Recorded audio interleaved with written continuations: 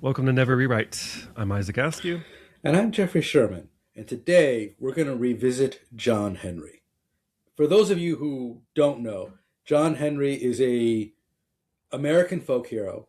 He probably existed, and it probably more or less happened that he was working on the railroad in the Appalachians of Virginia, and the railroad had him do a not a test, a fight against a steam drill, where to see who was more effective, John Henry or the steam drill. And John Henry, in all versions, John Henry beats the steam drill, and that, but he dies afterwards. The more realistic version is he wrecks his health because he is swinging 10-pound hammers against the steam drill, and he hurts something internally, and he dies soon after. If you listen to the Johnny Cash version of John Henry, he dies immediately after, and the steam drill blows up. So the steam drill also dies, which is no great loss. Okay. But the core of the story, this core of Americana, is it's the dignity of work versus capitalism is going to replace you with a machine because it's cheaper. The dignity of work is an interesting way to phrase it. Yeah, it's the idea that you're going to work hard. You get a job and you can work hard at your job and you can be the best, because John Henry is the best hammer swinger that ever was or could be, because it's American folklore. Got it. Yeah. Right. He was probably a real person, and I'm sure he was a great hammer swinger, but best that ever could be, who knows? But folklore. He is a hammer swinger. He is the best hammer swinger. He gets paid really well as a hammer swinger. And capitalism comes and says, we've made a machine that's going to take your job. And he fights the machine, and he beats the machine, and then he dies of exhaustion, basically. Now, as a developer, in 2026, I will say to you, it is a good time to revisit the story of John Henry, because the capitalists have spoken, and there's a machine now to take your job. And like the story of John Henry, you can still beat the machine. Like, we're at a phase, no human is going to beat a machine drill today. But we are still in a phase where you can work hard and beat that drill, and it may or may not you may or may not have to work yourself to death, but you can still do it, right? We are still at that cusp. But also, we know how this story goes. Right. Yeah.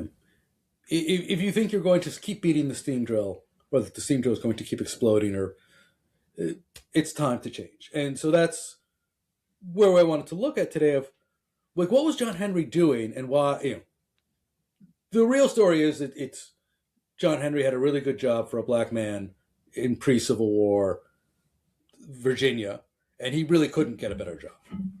But thankfully, we are not suffering from those specific defects of time. We don't have those specific strikes against us, right? We aren't dealing in an incredibly racist age. We can go get different jobs. Well, yes, that argument has changed. This has changed. Yeah, I would have bought that argument more 6 years ago, but it is it's certainly less than pre-Civil War Virginia. Fair enough. Right. You can go get a new job. You are not stuck. This is not the only, but could you get a better job than a programmer? I don't know. The first thing that I think of, actually there's two things, if I can keep track of them both.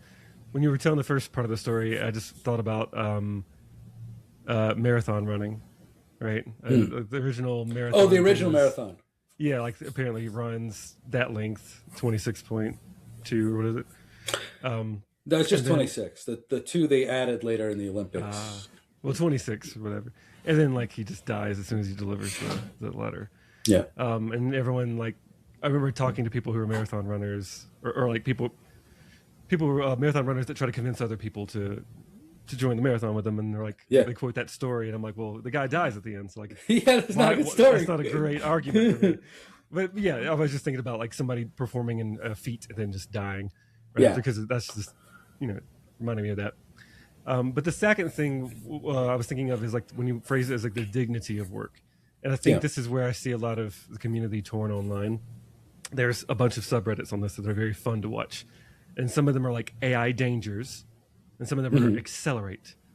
And accelerate is like the concept that we're just going to keep getting better and faster, and things are just going to keep improving.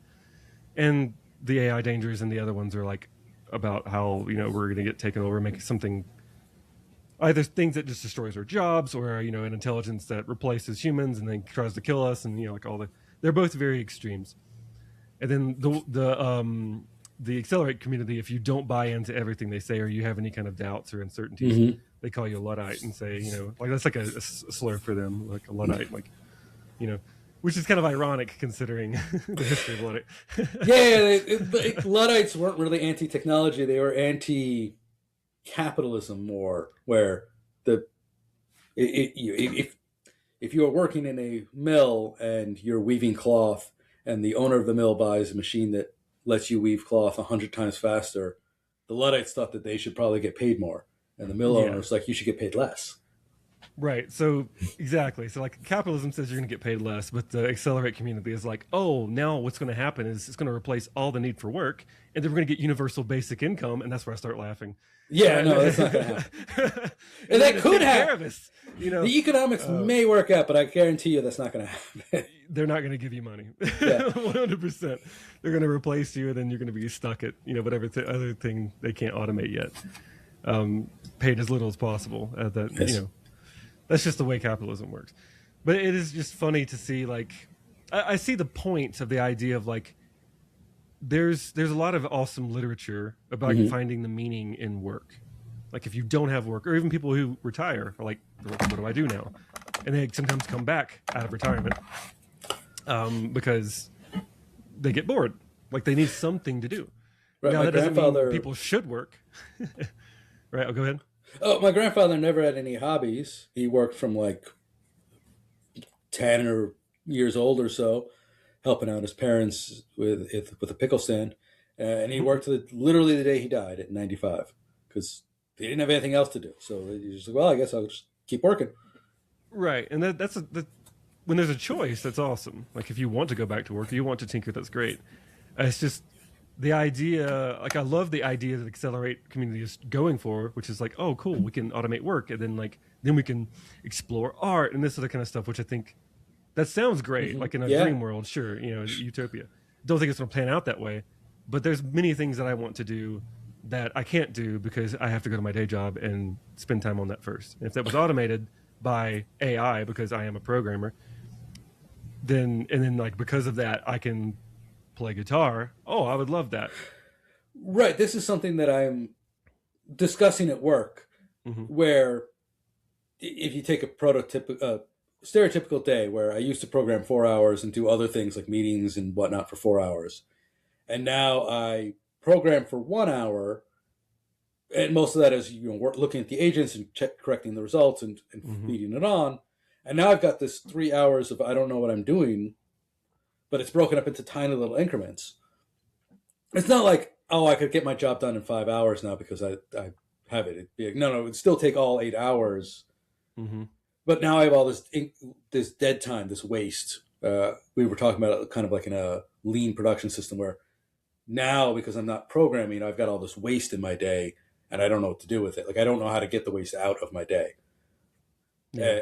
But one thing I said is, if I was paying for the AI, if I had brought the AI to my job Hmm. and I had taken something that took me 4 hours, now it takes me one, and now I've got all this waste time sprinkled through my day, I would feel totally fine sitting with my feet on my desk, because it's my personal desk at my house, uh, feet on my desk, reading a book, and waiting for the AI to finish, and be like, well, yeah, you're paying me to get this done, and I'm getting it done, and I have invested in a tool that's getting it done faster for me. So you Yeah. have no reason to complain. But it's not, right? These tools are generally too expensive. So I am not bringing this tool. My employer has brought this tool. Hmm. And so my employer can reasonably say, well, we're paying for this tool, so we need to get more out of you. Right. Kind of reminds me of the XKCD comic where there's people sword fighting on the desk, and they're like, "Hey, what are you guys doing?" It's like, "Oh, don't worry, our code's compiling." Because back in the day, you had to wait. I have actually, Yeah. I said that recently, like a few months ago. I'm like, wow, I'm gonna go goof off because my code's compiling, and I haven't said that in almost 20 years. Exactly, it's been a long time. But there's something to be said too about the space. Yeah. And maybe this just sounds like an excuse to the CEO or whatever, but I just know that, like, and I've talked to Rebecca about this a few times, where, like, if I just take a break from it, because I'll get really into my work for a bit, I'll just, like, you know, you get in the tunnel, you zone in. There's some times where I get diminishing returns just working. And if I go for a walk, like, I just force myself to go grab the mail real quick, or run an errand, then something will come to me. The moment I'll just take a break from the concept, like, this has even happened just, like, at night, just taking a shower too, where, like, I give myself a break. Then I'm like, okay, it's the eureka moment. If you're always focused on building, you don't give space for the eureka moment. So I think, I'm not saying, oh, you know, we need 3 hours of space to talk. I need 3 hours of space and 3-day weekends. Right, exactly. Oh, yeah. But I'm just saying there is something to be said for a little bit of a break. While the thing's building it, you can go, well, it is going that route. I wonder if there's a better way. You know, like, and just, like, you could even be discussing while it's building. Like, the idea is, like, you can have it doing things asynchronous. You can have it building things when you're in the meeting, right? Before you couldn't do that. And then you can have a meeting talking about things, and then you could have it building it one route. And if you decide that's the right route, great. It did it by the time you got out of the meeting. It's done, maybe. If it's not, I would like to point out, you can correct it. That if you come away with this as AI means that you now get to spend more of your day in a meeting, every kind of developer is going to hate you. Both the Luddites and the boosters. They will all be like, no. No, I'm just giving an example of like the fact that you're away and it's working. Yeah. So if the meeting is that, you know, oh, we're going to go a different route, no worries, because you didn't lose any work from your perspective, your hourly perspective or whatever, because you can go back and cancel it and do a different route. Or if that was the right way, you can go back to your desk and it's done. Cool. The entire time we were figuring out if this is the right path or not, we had it working on the path we thought was right. We were right about it, and now it's done. So it gives you more time to collaborate and understand the problem while not wasting time, but, like, yeah. Right. But back to the actual topic, because we're now off topic. We've moved from John Henry and the dignity of work to how to squeeze, you know, AI puts waste into your day. How do you squeeze the waste out? Going back to, you know, what does it mean as a developer? A lot of it is, to me, you're going to have to change what you do. And that's okay. Right? In the big and the small sense, like, I'm a developer and I write code. And if I now have AI, I'm going to write less code because the AI is going to do it. And I'm going to be freed up more, and I'm going to spend more time thinking about how the system is actually running in production. Like, looking back on my career, it very much used to be that there was people who ran stuff in production and developers handed that stuff over to them. And if you have never had the joy of having someone reading over a telephone a stack trace to you, who is definitely not a great English speaker, and they're trying to, they don't know how to say these words because they're not real words, and they're trying to say, like, you know, the EXT blah blah blah blah blah blah blah exception, and the next line is, and it's at com.blah.org, and I'm just, oh God, he's going to read a whole stack trace to me. He doesn't know what any of this means, and he's got to read every word to me, and I'm on a phone. That is brutal, and this is why we now have DevOps, and I think is part of the same evolution of, you know, in a perfect world, John Henry would have been like, oh, well, I know how to make that steam drill. You know, some engineer might know how to use a steam drill, but I know how to punch holes through mountains. So I'm gonna let me be behind the wheel of the steam drill, right? And I'm gonna make use my experience to optimize what the engineer thought was needed, but as on the field with me swinging the hammer every day, I know the best way to do it, and there's actually a better way we can modify the drill and like that kind of thing. Right, I can modify this drill, and you still need a shaker. The shaker is anyway.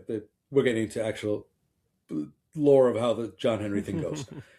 But like, in theory, John Henry should have become the guy who ran the steam drill and then gave feedback on how to improve the steam drill. Instead, he died fighting the steam drill. And that's sort of where developers have to become is, okay, you don't write code. I never wrote, I mean, I did once in college as a class. I wrote assembly. But after I did it as an experience of, aren't you glad you have compilers? Yes. Right. Yes, I am.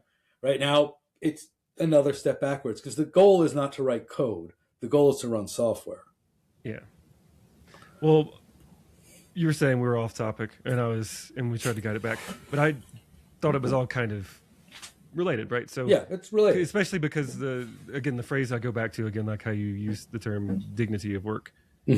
That's the same concept here of whenever we're working at our desk and then taking a break and letting it work for us versus guide it. It still explores to me this kind of philosophical concept of, do I need to work? Is it okay to not work, to take breaks? Is my life my work? Is the thing is this new technology replacing me, or can I adapt with it? I think all of that is still kind of related to this, this ballad, if you will. And I think that there's an interesting thing to be said about, like, I know in this case the guy like works until he dies, right? Just to beat it. Yeah. And I don't really know necessarily. You could play both sides here. Is he a hero, or was it just like showing that trying to beat the machine is a futile effort and it was a waste, and the guy was a loser? Well, I mean, part of the reason that John Henry stands out is he dies. If he beat the machine and didn't die, it would just be another case of, oh, well, this technology's not ready. And everyone would have shrugged it off. And 5 years later, they would have come back and beat John Henry for sure because he would have been 5 years older and the machine would have been better. Right. But it's because he dies that he becomes a hero. Yeah, well, I don't jive with that. No, I struggle with this. Right? Like most Americana stories, you look at them now and you're like, I don't really, like, I get it. Because the funny part about this is I didn't know this story or the song or anything. We talked about this like a couple of weeks ago before the show. Yeah. I didn't know about this. And you're like, well, how do you not know about this? And as you were telling me it, I thought, oh, wow, what a waste of life. I didn't think hero at all. I thought, okay, you're trying to fight a machine. In every case, that's always been a losing battle. And you didn't prove much other than that. Yeah, even though, because like you died at the end. So the machine kept going and you didn't. So you lost. So he's not a hero in my eyes. Well, I agree. He's not, well, he may be heroic, but it was a waste. It was a waste. So the lesson I take from it is don't try to fight change, but just try to work with it and incorporate it. But also don't be naive. Like the same kind of concerns, like the thing that you want to do to prove yourself, I'm better than the machine. That it's the fear of losing your job to it. That's a real fear. Yeah. Right. And so I think that's kind of the thing it speaks to more is like the fear of being replaced. So let me write this tale to show the power of the human spirit. But again, it didn't sell it super well because the power of the human spirit will fail in the end. Well, there's two problems, I think, from where we sit. Right. There's the core thing is John Henry's story is the railroad owner, nobody was paying John Henry to swing a hammer. Right? The story is about the dignity of work and John Henry swinging this hammer. But really, nobody was paying him to swing a hammer. They were paying him to help dig a tunnel through a mountain. And that is the fundamental misconception that he's resonating with both of us. Of nobody wanted him to swing the hammer. There was no. That wasn't the thing he was really doing. That was his tool to get it done. And the other thing is, you're eventually going to run out of tunnels. right? John Henry was being paid to swing a hammer to dig a tunnel, and not in John Henry's lifetime, but there's very, very few tunnels being built in America right now because we've built all the tunnels we need. And that will also happen to anything else. So even if he made the step of, oh, I'm not a hammer swinger, I'm a tunnel builder, in the back of his mind, he needs, in this case, developers, if you take the step back of, oh, I'm not a coder, I am producing software, take a step back. Eventually, we're going to run out of software that we need, probably not in our lifetimes, but eventually all of the software will be written, and there won't be this need to do what we do because, with 2 or 3 meta levels back, people say, oh, we're going to have general AGI or whatever it is. But eventually, whatever you do is not going to be necessary anymore. Yeah. And I think that is kind of like the bigger thing to think about. The question, like, we get comfortable, especially me in 2010, with the idea like, oh, people need tech roles. In my lifetime, I'd never thought at that moment that would run out. And then now AI comes out, does a pretty good job. It's getting better. And then I'm like, oh, this is the first time in my career that I've questioned, what if people don't need my skills here anymore? What do I do? How do I pivot? And I think that's the kind of fundamental question here. Yeah, that's the fear. I think we are both old enough that in our lifetimes we will still be needed. But in our children's lifetimes, like in our children's fashion, like we will be able to continue on as something recognizable as a programmer for our lifetimes. I am not certain that our grandchildren would. Yeah, it would probably look very different. It would be very, very different. Because I can't imagine people with the punch cards decades ago thinking about right now. Well, maybe a little bit, because there were some novels that were out at the time that kind of anticipated it, but it seemed to be more in the science fiction kind of realm at the time. Right, but that's a great way to close it. Is remember, literally 200 years ago, they had looms using punch cards, and punch cards evolved into computer programming, which is where we are today. So, yes, it's all going to change. No, I don't want to say no, there are no punch card driven looms in the world. I doubt there are, but who knows? But this all started with the machines that the Luddites hated, right? It's still an evolution of these machines. It's been going on for 400 years, if you want to really stretch the analogy, and we're still doing it. Yeah. We're still programming machines. All things are the same under the sun. Yeah. Just nothing new under the sun. Well, thank you all for listening. I'm Jeffrey Sherman. I'm Isaac Askew, and this is Never Rewrite.